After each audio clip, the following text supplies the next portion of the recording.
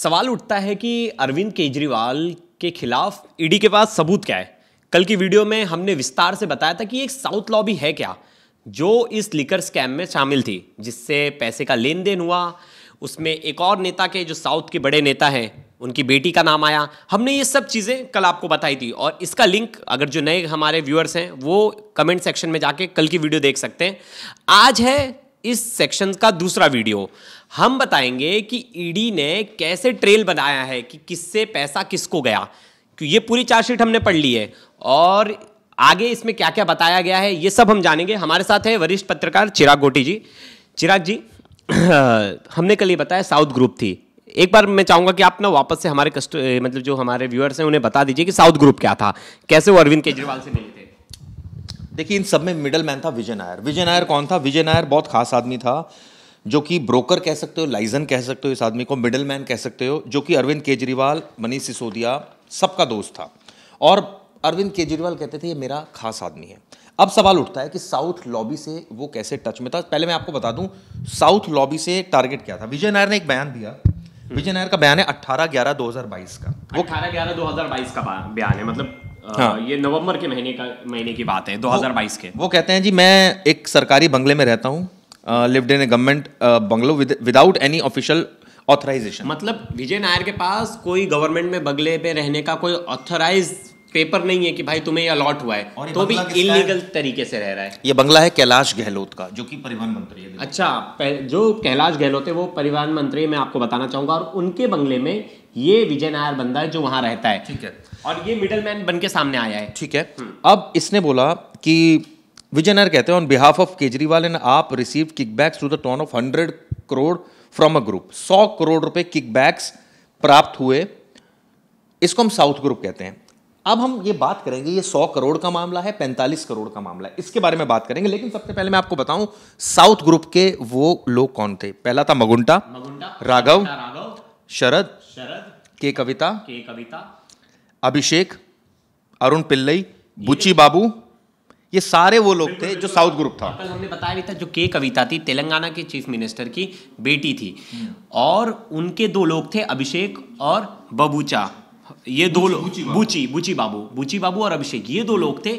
ये लोग राघव जो लिकर का बिजनेस करता था, लिकर का बिजनेस करने वाले का एक मीडिएटर था गोपी, वो इन लोगों से मिला, पैसे की लेन देन हुई, 10-12 करोड़ ऐसे अलग अलग टाइम पे दिए गए। 25 करोड़ टोटल दिए गए वहां से।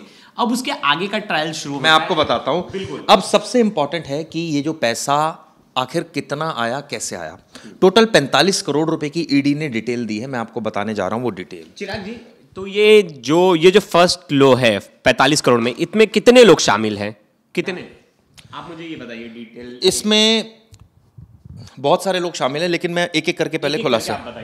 एक आदमी है अशोक, एक है किरण, एक है जगदीश शर्मा। किरण और जगदीश शर्मा, ये तीनों जो है इनकी हवाला की कंपनी कह सकते हैं, या हवाला का कारोबार करते हैं। इनके पास 4 रूट से पैसे आए हैं।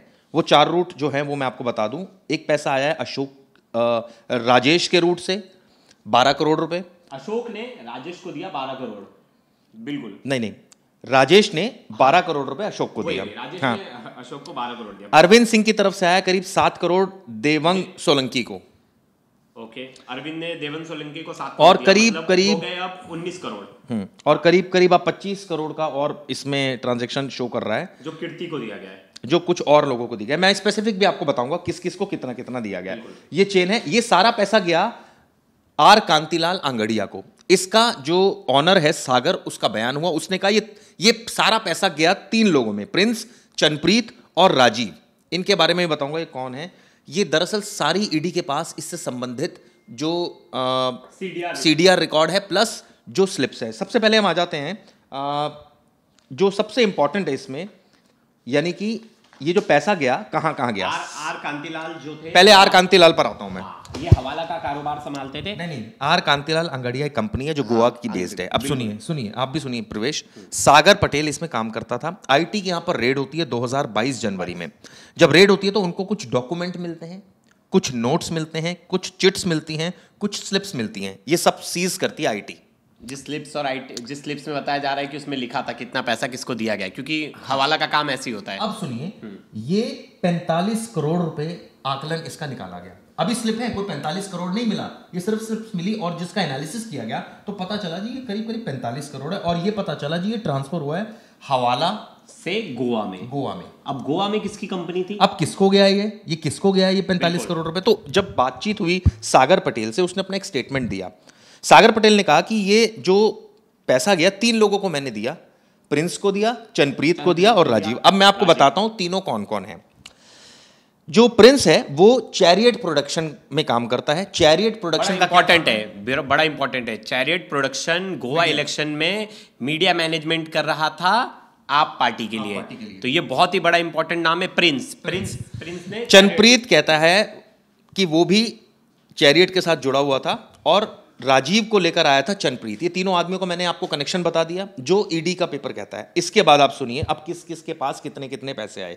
करीब 16 लाख रुपए प्रिंस के पास पहुंचे। 16 लाख रुपए पहुंचे।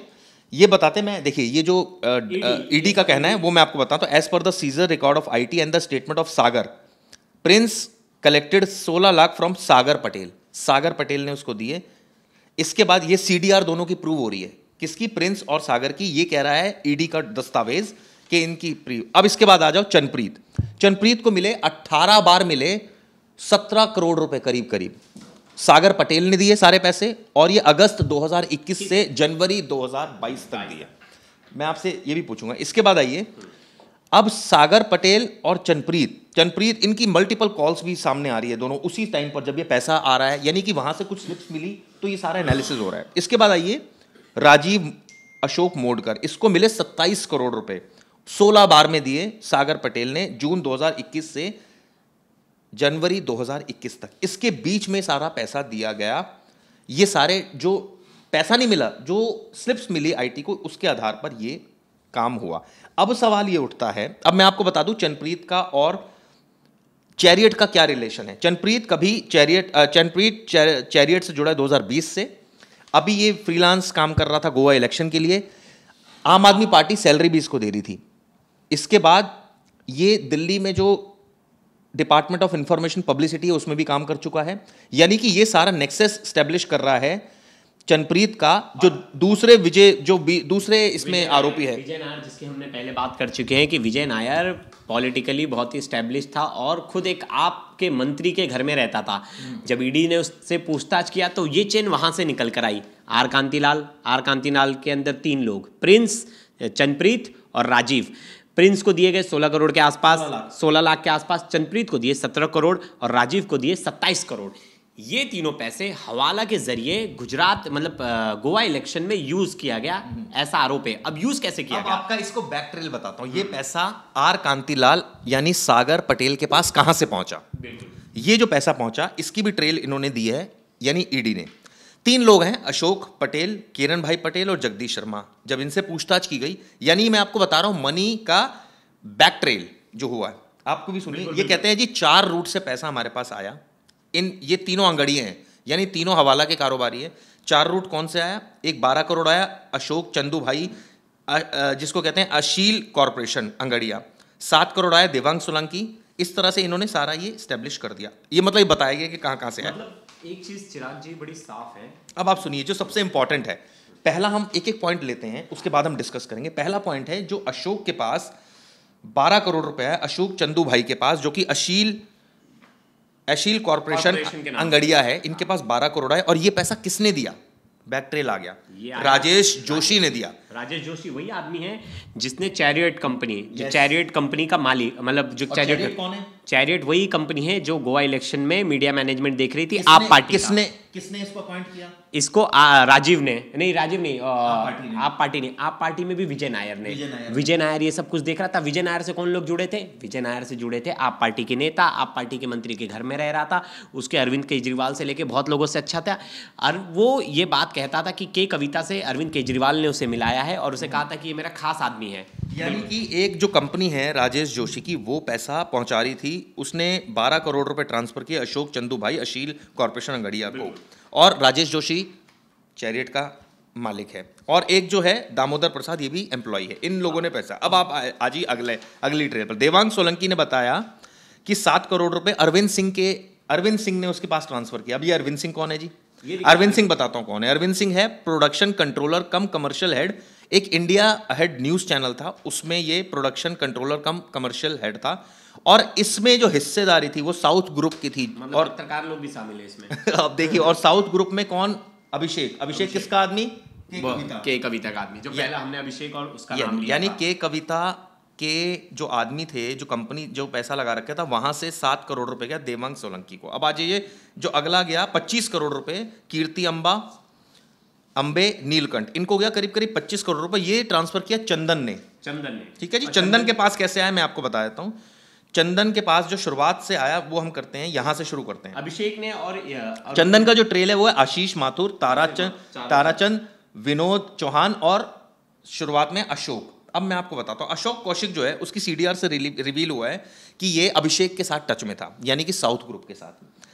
आप सोचिए, और अशोक का दोस्त है विनोद के दोस्त हैं आशीष माथुर और तारा, और इन्होंने दिया चंदन त्रिपाठी को। चंदन त्रिपाठी ने ये सारा पैसा रूट किया। ये सारी ट्रेल मतलब ये समझ लीजिए, आपको आज हमने ट्रेल बता दी। आपको थोड़ा ध्यान से सुनना पड़ेगा हमारी पहली और दूसरी वीडियो। अगर आप फर्स्ट व्यूअर हैं और आज हमारी सेकंड वीडियो देख रहे होंगे तो आपको थोड़ा समझना मुश्किल होगा। आपको ये वीडियो कहीं भी कोई भी नहीं समझाएगा कि ट्रेल क्या था, मनी ट्रेल क्या था, कैसे आप पार्टी का नाम आया, कैसे अरविंद केजरीवाल का नाम आया, कैसे ईडी ने इन सबको समन किया, फिर इनको पूछताछ के लिए बुलाया। ये आपको दोनों आप वीडियो देखेंगे तभी समझेगा। एक बार और कोशिश करता हूँ आपको साधारण भाषा में, बहुत सिंपल वे में। पैसा किसने भेजा? बहुत क्लियर कट है कि 45 करोड़ रुपए का हिसाब दे दिया है। दरअसल आईटी रेड हुई कहां पर? गोवा में आंगड़िया, आर कांतिलाल आंगड़िया। एक सिंगल चीज है, जो राघव है मुगल, क्या नाम था उनका? मंगूटा। जो मंगूटा के बेटे राघव, वो के कविता के कहने पे पैसे भेजे तो के कविता ने डायरेक्ट नहीं लिया। के कविता के 2 लोग थे, अभिषेक और बबूची। हाँ, ये 2 लोगों ने पैसे लिए। अब ये दोनों के अंडर भी 3-4 लोग थे, फिर उनके नीचे 2 लोग थे, और यहाँ से विजय नायर था जो डायरेक्ट पार्टी था, आप पार्टी से जुड़ा हुआ। विजय नायर अपने लोगों को मीडिएट रखा। इन्होंने हवाला, देखिए हवाला का पैसा डायरेक्ट कोई लेन देन नहीं होता चिराग जी, पहले ये समझना पड़ेगा। हवाले के पैसे के लिए जो कैश का डिस्ट्रीब्यूशन होता है, जैसे मुझे किसी को देना है तो मैं किसी को फ़ोन कर दिया, अरे राजीव इसको 4 करोड़ पहुंचाना है। राजीव ने अपने अंडर 5 लोगों को फ़ोन किया कि सुरेश, रमेश, राकेश, इन 5 लोगों ने एक 50-50 लाख करके कैश डिस्ट्रीब्यूट किया, फिर वो पैसा आगे जाता है। तो इस तरह से जो जो काम होता है उसमें पैसा इन्वेस्ट होता जाता है, जो भी होता है। तो इसका ट्रेल में, और ये सारा पैसा कैश में जाता है, क्योंकि ये हवाला का पैसा है, ये इसका कोई अकाउंटेड मनी। अब लोगों ने पूछा, और आम आदमी पार्टी ये कह रही है कि पैसा तो रिकवर नहीं हो, कहाँ है पैसा? अरे भैया, ये पैसा तब का है, ये ईडी की चार्जशीट तब की है जब गोवा के इलेक्शन खत्म हो गए थे, तो पैसा यूज हुआ है। आपको पता है, जब ये सब बातचीत, जो हवाला के कारोबारी होते हैं, जो बातचीत करते हैं, वो कभी फोन पे ये भी नहीं बोलते कि 1 करोड़ पहुंचा दे। एक कोड लैंग्वेज होता है, जैसे एक बीच में था कि 1 आलू दे देना। तो ये बहुत सारे हर एक जब नया प्रोजेक्ट इनको मिलता है, पैसा हवाला मार्केट में घुमाना रहता है, तो एक नया कीवर्ड या कोड दे देते हैं। लेकिन इसमें कुछ सवाल आपके मन में नहीं आ रहे? मेरे मन में 5-6 सवाल है। ये जो बोल रहे हैं, ईडी ने बोला है कि हमें चिट्स मिले। हाँ, अब ये क्या सबूत है कि वो चिट्स किसने लिखे, किसने रखे, या ईडी ने एस्टैब्लिश किए? क्योंकि आम आदमी पार्टी ये आरोप लगा रही है कि इनके तरफ से ये एस्टैब्लिश किए गए। दूसरा सवाल है कि इसका जवाब देता हूं मैं। हाँ, इसको दोबारा पढ़ देते हैं। सागर पटेल जो था, जो कि आर आंगड़िया का एम्प्लॉय था, गोवा में एक कंपनी है, 2022 जनवरी में यहाँ पर कुछ डॉक्यूमेंट, नोट्स, चिट्स, स्लिप्स पहुँचती है।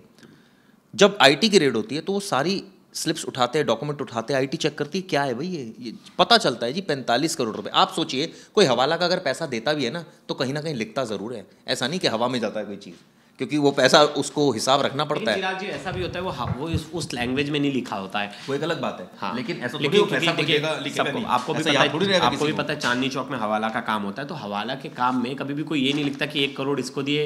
वो लैंग्वेज ही लिखने की लैंग्वेज जो पोथी संभालता है, जो उसका फाइनेंस देखता है, वो लैंग्वेज ही अलग होती है। उसको कोर्ट में आप मानते हो लिखते होगा, कोई नहीं लिखता होगा? लिखता है, लिखा जाता है, क्योंकि बड़ा अमाउंट होता है, क्योंकि हिसाब किताब रखना है। फिर तो ऐसे में कितना भी झोल, मतलब इन्हीं के लोग अपना आपस में झोल। अब आपने सवाल का जवाब दे दिया। अब दूसरा सवाल है जी, सागर पटेल ने जो स्टेटमेंट दिया है, कि उन्होंने बताया जी मैंने प्रिंस, चनप्रीत और राजीव को दे दिया पैसा। एक चीज बताइए, एक मिनट, जो इन्होंने इनको पैसा दिया तीनों को, इसका क्या सबूत है? वही तो आपने नहीं सबूत दीजिए। एक भी सबूत नहीं है मुझे, सबूत है? एक सबूत नहीं दिख रहा, सिर्फ कॉल रिकॉर्डिंग ही है, मतलब कॉल सीडीआर है पहला। दूसरा है जो चिप्स, जो शीट्स मिले हैं। क्या इनके घर से भी कोई ऐसी चिट मिली है? प्रिंस के पास से 16 लाख की कोई चिट मिली है? क्या चनप्रीत के पास से 17 करोड़ की कोई चिट मिली है? क्या राजीव के पास 27 करोड़ की कोई चिट मिली है? तो फिर अगर आर कांतिलाल का एक आदमी सागर पटेल ये कह रहा है कि मैंने इन 3 लोगों को पैसा दिया, तो सबूत क्या है इसका? कोई सबूत नहीं है, बस वही सबूत है जो चीट में लिखा हुआ है। तो यही तो सबसे बड़ी बात है। अगर डायरेक्ट इन तीनों के पास से, अगर आप आर कांतिलाल की बात मान लो, उसने बोला मैंने इनको पैसा दिया, उसका सबूत उसके पास कुछ नहीं, उसने अपना ही रिकॉर्ड लिखा हुआ दिखा दिया। और अब भाई उसका लिखा हुआ मैं मान लूँ, मैं लिख देता हूँ आज कि हमारे जो कैमरा पर्सन है विनोद सर, इनको मैंने 2 करोड़ रुपए दिया और मेरे को ईडी पकड़ी, मैंने दिया है। अरे भाई सबूत कहाँ है? चलिए मैं ये पूछता हूं, ये जो ईडी ने कहा कि चनप्रीत को सागर ने दिए 17 करोड़ रुपए, 18 बार दिए, और ये बताया अगस्त 2021 से जनवरी 2022 तक दिए। ईडी से हमारा सवाल है, बस उनके पास सीडीआर है। नहीं सीडीआर है, लेकिन सवाल ये सीडीआर क्यों होगी? आपका जब कोई लिंक नहीं है, नॉर्मल भी बात कर सकता हूँ। चलिए मान लिया, इसका क्या सबूत है ईडी के पास? इसका ये पर्टिकुलर के 18 बार कोई सबूत नहीं है, सिर्फ सीडीआर वाली। अरे भाई कुछ तो अदालत में करोगे प्रूफ, सीडीआर थोड़ी प्रूफ करते रहोगे। बस तो ये बताइए कि आपने उससे बात कोई क्या बात की है? पता लग रहा है ईडी नहीं क्या बात की दोनों ने पता लग रहा है? नहीं ये भी नहीं ये पता लग रहा है कि इसमें जो 17 करोड़ है, कैसे प्रूव करो 17 करोड़ कैसे आया? ये तो है ही नहीं ये चिट्स हैं बस। वो तो पहले आर कांतिलाल, इनके पास नहीं है। इनके पास क्या है? कुछ भी नहीं है। सीडीआर, ये पैसा रिकवर हुआ है? नहीं। ये पैसा कहाँ यूज हुआ है? वो बोल रहे इलेक्शन में यूज हुआ है। इलेक्शन में क्या इसका कोई हिसाब किताब? कुछ भी नहीं है। लेकिन सवाल तो ये है कि वो तो हिसाब किताब कोई रखता ही नहीं ऐसी चीजों का। तो फिर तो ऐसे चीजों का सबूत कैसे जुटाएंगे? तो फिर ये केस क्यों बना दिया? तो यही तो अपने आप में सवाल है कि अगर क्या सीडीआर की बदौलत और क्या सिर्फ एक चीट्स की बदौलत इस पूरे केस को कुछ और भी बोलता है। वो बोलता है as per the CDR of Sagar and Chanpreet it is found that Chanpreet has calls with Sagar on multiple dates which match with the dates mentioned in the data seized by the IT department as the date of collection of cash by Chanpreet। इसका मतलब IT ने वहाँ red मार के क्या कुछ chits बरामद किए इनके घर से? अब चिराग जी, हर कोई चिट्स में तो नहीं लिखेगा, हर कोई चिट्स में तो नहीं लिखेगा।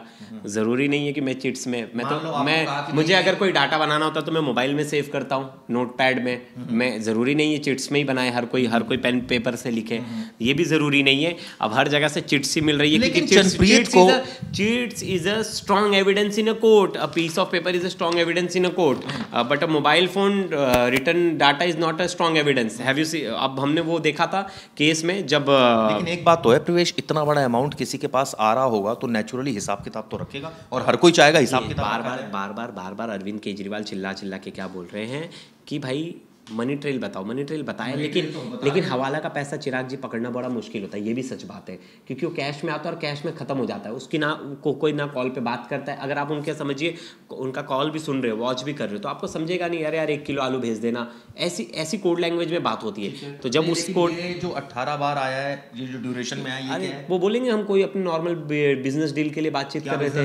कर रहे थे, नहीं हुआ, कुछ भी बता देंगे। अरे बताने के लिए, बहाने के लिए आपके पास 1000 बहाने हो सकते हैं। इसको सबूत माना जाएगा पीएमएल एक्ट में?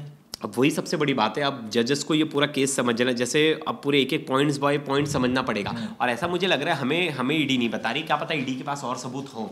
हाँ, ईडी के पास और फिजिकल एविडेंस। और देखिए 2 चीज़ हैं, आरोपी खुद कबूल कर रहा है, जो जिनको पकड़ा है वो खुद कबूल कर रहा है, तो अपने आप में वो एक स्ट्रॉन्ग एविडेंस है। ये बार बार आप भूल जाते हो। वो सबसे स्ट्रॉन्ग एविडेंस है कि जो गवाह बन गया, जो खुद आरोपी, वो खुद कबूल कर रहा है हाँ ये सब चीज़ें हुई थी। अब खुद को तो कोई जेल में नहीं डलवाना चाहेगा, समझ रहे ना बात? तो ये अपने आप में स्ट्रॉन्ग एविडेंस है। लेकिन अब वही सवाल खड़ा होता है कि क्या इतनी सी बात पे, किसी के बोलने भर से एक सीएम को सज़ा हो जाएगी? ये तो आगने वाली देखने वाली बात है। क्या वो स्ट्रॉन्ग एविडेंस माना जाएगा? ये सब चीज़ देखा जाएगा। हम एक थर्ड ट्रेल बताएंगे इसके बाद कि कंक्लूजन क्या निकला इस ट्रेल से, कंक्लूजन किसके पास पैसा गया। एक चीज़ जाते जाते और बताना चाहूँगा, बड़ी इंटरेस्टिंग है, जो 2 बातें लिखी हैं वो, हालांकि देखिए ये जो हमारे पास है ये कुल 32 पेज है ईडी के। ईडी ने कई हजार पेज इसमें दाखिल किए हैं, और हम कंपैरिजन भी करेंगे। हम उस केस में भी देखेंगे कि बाकी केसेस में क्या लिखा है। बाकी केसेस में जो चार्जशीट फाइल की 1 साल से बंद है, बाकी 2 लोग इस केस में, मनीष सिसोदिया और मनीष सिसोदिया बंद है, सत्येंद्र जैन तो खैर इसमें नहीं है, लेकिन संजय सिंह कुछ महीने से बंद है। तो ये इन लोगों के चार्जशीट में क्या लिखा गया है? सब चीज मैं आपको लास्ट जाते जाते एक चीज बता दूं। अशोक कौशिक ने जो हमने बताया था मनी बैक ट्रेल, उसमें उन्होंने बताया है बात ये कि Ashok Kaushik collected 2 heavy bags, 2 heavy bags उन्होंने कलेक्ट किए थे दिनेश अरोड़ा के ऑफिस से अभिषेक के कहने पर, और ये दिए थे विनोद चौहान को। ये 2 बैग में कैश था और एड्रेस था कि यहाँ इसको डिलीवर करना है। ये तमाम बातें और आगे भी हम करेंगे, लेकिन सवाल ये है, ये जो हमने आपको आज मनी ट्रेल बताया है कितना एडमिसिबल है? फ़ोन रिकॉर्ड, चिट्स मिलना, पैसा तो है ही नहीं, हवा में ही पैसा है। सवाल ये है कि बेस रिकवरी कोई पैसों की नहीं है, लेकिन क्या चिट्स अहम सबूत होगी? क्या इस मामले में सीडीआर अहम सबूत होगी? क्या इस मामले में जो कंडक्ट ऑफ एक्यूज्ड है, विजय नायर से लेकर साउथ लॉबी से लेकर और जहां जहां पैसा पहुंच रहा है, लेकिन एक बात और भी है, इसमें बयान भी है लोगों के जिन्होंने बयान दिए कि हमने पैसा, वो तो चिराग जी फिर वही बात हो गई कि आप कस्टडी में रह के जो बयान दिया जाता है इट इज़ नॉट एडमिसिबल। वो बयान देगा तो अपना मरने के लिए बयान थोड़ी देगा, कुछ बयान तो आफ्ताब ने भी दिया था, आफ्ताब पूनावाला ने। इसमें आगे क्या होगा, हम इसमें कोशिश करेंगे शनिवार और रविवार को भी वीडियो बनाने की। अगर ना बना पाए तो सोमवार को हम फिर मिलेंगे तीसरी सीरीज के साथ। कोशिश रहेगी कि तीसरी और चौथी सीरीज हमको शनिवार समझेंगे। ये केस बनाया है, कितना स्ट्रांग है, कितने क्या कुछ सबूत हैं इस केस में, क्या इस केस में ऐसा स्ट्रांग कुछ एविडेंस है जो अरविंद केजरीवाल को बाहर नहीं निकलने देने वाले, या कोई ऐसे लूप होल्स हैं जिसका फायदा उठाकर अरविंद केजरीवाल बाहर आ जाए। तो ये सब कुछ देखेंगे हम अगले एपिसोड में। थैंक यू दोस्तों, धन्यवाद।